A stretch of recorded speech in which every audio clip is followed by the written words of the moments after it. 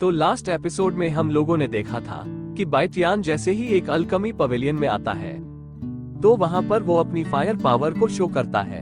तो वो लड़की उसे अपने साथ चलने के लिए कहती है, जिसके बाद हम लोग देखते हैं कि वो लड़की बाइटियान को एक एल्डर के पास लेकर आती है जिसका नाम एल्डर यू होता है। वो लड़की उसे बताती है कि मास्टर इस लड़के के पास 5 हेवनली मेरिडियंस है और ये यहाँ पे एक अल्केमी टेस्ट देना चाहता है। ये सुनकर एल्डर भी हैरान होता है कि इसके पास सच में 5 मेरिडियंस हैं। वो आर्टन से कहता है कि क्या तुमने इससे पहले कभी कोई अल्केमी टेस्ट दिया है या इससे पहले कभी तुमने अल्केमी फायर पर कंट्रोल किया है। ये सुनकर बाइटियान उससे कहता है कि मास्टर, क्या मैं अल्केमी फायर के बगैर अपना टेस्ट नहीं दे सकता। तो मास्टर उससे कहता है कि तुम्हारे पास 5 हेवनली फायर पावर है, तुम उसकी मदद से भी एलिजियर बना सकते हो, मगर अल्केमी फायर के मुकाबले में तुम्हारा एसियर ज्यादा हाई क्वालिटी का नहीं बनेगा।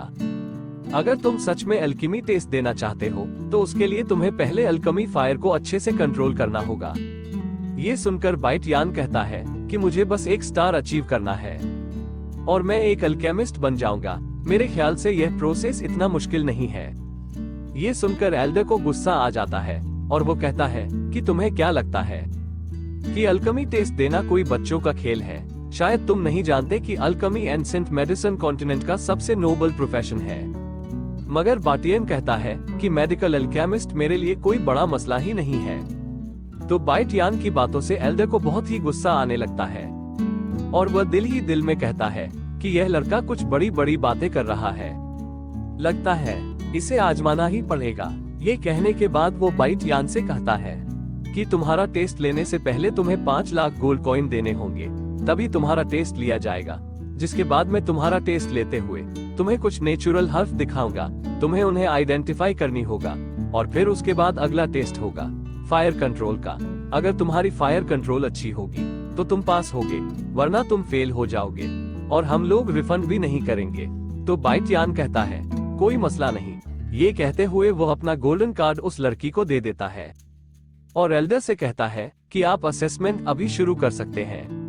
ये सुनकर एल्डर भी तैयार हो जाता है और वो एक बॉक्स के अंदर से एक मेडिकल हर्ब को बाहर निकालता है, जिसे दिखाते हुए एल्डर बाइटियान से पूछता है कि यह कौन सा मेडिसिनल हर्ब है, इसकी एज बताओ। तो बाइटियान कहता है कि ये सी फैंग वाइन है, इसे काजी वाइन भी कहा जाता है और इसे देखकर तो लग रहा है कि इसकी एज 50 साल ही है। तो पहला जवाब सही होने के बाद एल्डर एक और नेचुरल हर्ब निकालता है और कहता है कि इसके बारे में बताओ। तो बाइटियान कहता है ये 30 साल पुराना शूलिंग ग्रास है और यह वॉइड स्पिरिट पिल बनाने के लिए सबसे बेस्ट मटेरियल है। ये सुनकर एल्डर भी हैरान हो जाता है और कहता है इस लड़के में सच में कोई ना कोई खास बात जरूर है। जिसके बाद वो एक और नेचुरल हर्ब को बाहर निकालकर उसे दिखाते हुए कहता है कि इसके बारे में बताओ, ये कौन सा हर्ब है।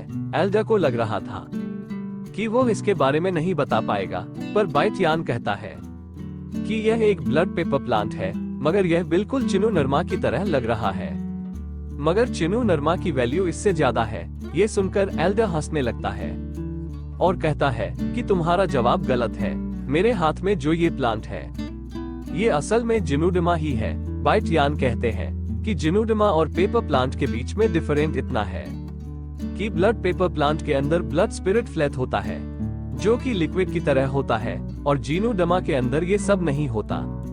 अगर आप चाहे तो इस प्लांट का एक छोटा सा टुकड़ा तोड़कर इसके अंदर देख सकते हैं। ये सुनकर एल्डर थोड़ी देर सोच में पड़ जाता है, मगर फिर बाइटियान उससे कहता है कि आप खुद ही चेक करके देख लीजिए। अगर मैं गलती कर रहा हूँ तो फिर मैं हर जाने के तौर पर आपको 5 लाख गोल्डन कॉइन और दूंगा। ये बात सुनकर एल्डर गुस्से में आ जाता है और उस प्लांट के कॉर्नर को पकड़कर तोड़ देता है और उसके अंदर देखता है तो उसके अंदर सच में फैट लिक्विड मौजूद होता है, जिसे देखकर एल्डर के भी होश उड़ जाते हैं। और बाइटियान कहता है कि एल्डर यू उम्मीद है कि हम लोग इस टेस्ट को आगे भी कंटिन्यू रखेंगे। बाइटियान की बातों से उसे और भी ज्यादा गुस्सा आने लगता है और वो कहता है कि अच्छा ठीक है, तुमने ये टेस्ट पास कर लिया है, मगर अगला टेस्ट है फायर कंट्रोल करने का, देखते हैं कि तुम वो पास कर सकते हो या नहीं। वो उसे एक और रूम में लेकर आ जाता है जहाँ पे अलग अलग टाइप के बहुत सारी फायर फ्लेम्स मौजूद होती है और एल्डर बाइट यान को बताता है कि यहाँ पे हेवन एंड अर्थ टाइप की बहुत सारी फायर मौजूद हैं और इन सभी फायर फ्लेम्स को इनके फायर टाइप की वजह से अलग अलग कैटेगरी में डिवाइड किया गया है, जिनमें से एक है डिमन फायर, एक है ब्लू स्काई फायर, एक स्पिरिचुअल फायर है और एक है रियल फायर। और तुमने बताना है कि इनमें कितनी फायर टाइप्स पॉपुलर हैं, जो कि सबसे ज्यादा अल्केमी में काम आती है। तो बाइट यान फायर फ्लेम्स को देखता है और फिर एल्डर से कहता है कि यहाँ पे 4 तरह की रियल फ्लेम्स मौजूद हैं और 2 डीमन फायर है, और जो वहाँ पे आपको ब्लू फायर फ्लेम नजर आ रही है वो असल में एक तरह की स्पिरिचुअल फायर फ्लेम है। ये सुनकर एल्डर भी हक्का बक्का रह जाता है और बाइट यान दिल ही दिल में कहता है कि एन सिस्टर बाई हुआन को ये सब कुछ पहले से ही मालूम है। जिसके बाद एल्डर कहता है कि तुम्हारी नजर वाकई में काफी अच्छी है, चलो देखते हैं कि तुम इन्हें कंट्रोल कर पाते हो या नहीं। अगर तुम इन फायर फ्लेम्स को अच्छे तरीके से कंट्रोल कर लेते हो, इसका मतलब है कि तुम ये टेस्ट पास कर लोगे। ये सुनते ही बाइट यान एक सेंटर पर आकर खड़ा हो जाता है और अपनी एनर्जी का इस्तेमाल करने लगता है। वो अपनी एनर्जी पूरे रूम में चारों तरफ फैला देता है, जिसके बाद वो उन सारी फायर फ्लेम्स को कंट्रोल रोल करने के लिए दोबारा से अपनी बॉडी से एनर्जी रिलीज करता है और हम देखते हैं कि उसकी आंखों का कलर भी बिल्कुल चेंज हो जाता है और देखते ही देखते वो सारी फायर फ्लेम्स को एक साथ ही कंट्रोल करते हुए उठाकर अपने पास ले आता है। ये देखकर एल्डर के भी होश उड़ जाते हैं कि बाइट यान सारी की सारी फायर फ्लेम्स को एक साथ ही कंट्रोल कर रहा है। जिसके बाद बाइट यान एल्डर से कहता है कि उम्मीद है कि मैंने अपना टेस्ट पास कर लिया है। तो एल्डर कहता है कि हाँ तुमने पास कर लिया। जिसके बाद बाइट यान उस ब्लू फायर को अपने हाथों में उठाते हुए एल्डर से कहता है कि यह ब्लू फायर काफी अच्छी लग रही है, क्या मैं इसे अपने साथ ले जा सकता हूँ।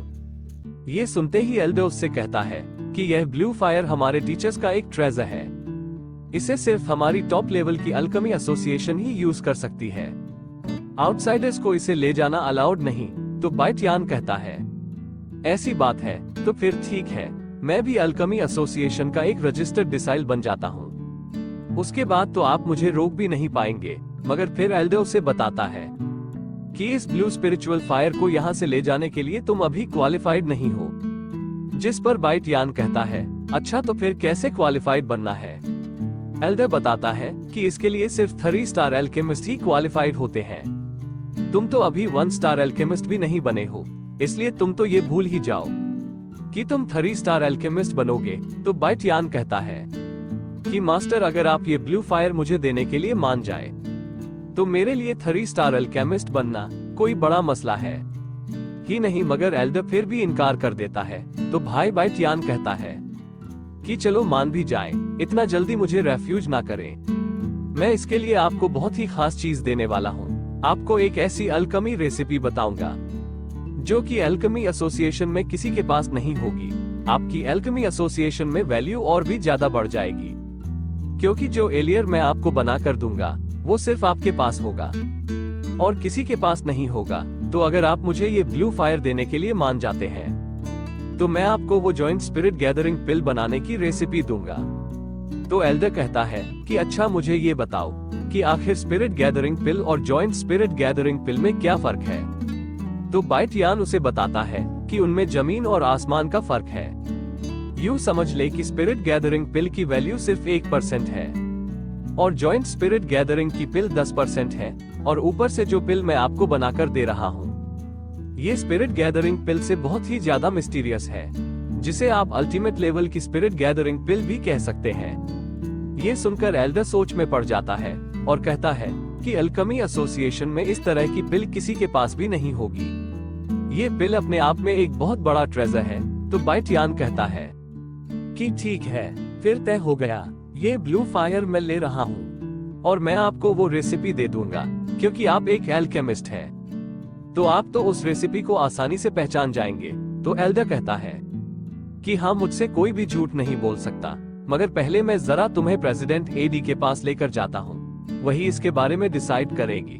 तो प्रेसिडेंट एडी का सुनते ही बाइट यान उन सारी फायर फ्लेम्स को वापस से उनकी जगह पर रख देता है और ब्लू फायर को अपने पास रखता है। एल्डर उसे वहां पर लेकर जा रहा होता है और वो बाइट यान को देखते हुए यही सोच रहा होता है कि इस ब्लू स्पिरिचुअल फायर की कॉम्बैट पावर तो 6 स्टार स्पिरिट के बराबर है। मैं तो इसे रोकने के लिए हर मुमकिन कोशिश कर रहा हूँ, मगर इस लड़के ने मेरा मुंह बंद करने के लिए मुझे उस एलियर की लालच दे दी है। अब मेरे पास और कोई रास्ता भी नहीं बचा। ये कहने के बाद वो लोग प्रेसिडेंट एडी के पास जा रहे होते हैं, मगर रास्ते में एक और एल्डर उनसे मिलता है और उन्हें कहता है कि तुम सब लोग फिलहाल के लिए यहीं पे ही रुक जाओ, क्योंकि अंदर Miss Eddie 3 star alchemy test दे रही है और उन्होंने मना किया है कि किसी को भी अंदर आने ना दिया जाए। और फिर हम लोग प्रेसिडेंट एडी को देखते हैं, जो कि अंदर एक रूम में एक फनेस के अंदर किसी चीज को रिफाइन कर रही होती है। और इसी के साथ यह एपिसोड यहीं पर ही एंड हो जाता है। अगर आपको यह एपिसोड पसंद आया हो तो इस वीडियो पर लाइक और 1 कमेंट और सब्सक्राइब करके जाना, और हमारे चैनल से जुड़े रहने के लिए बेल वाला आइकन ऑल पर सेट कर देना।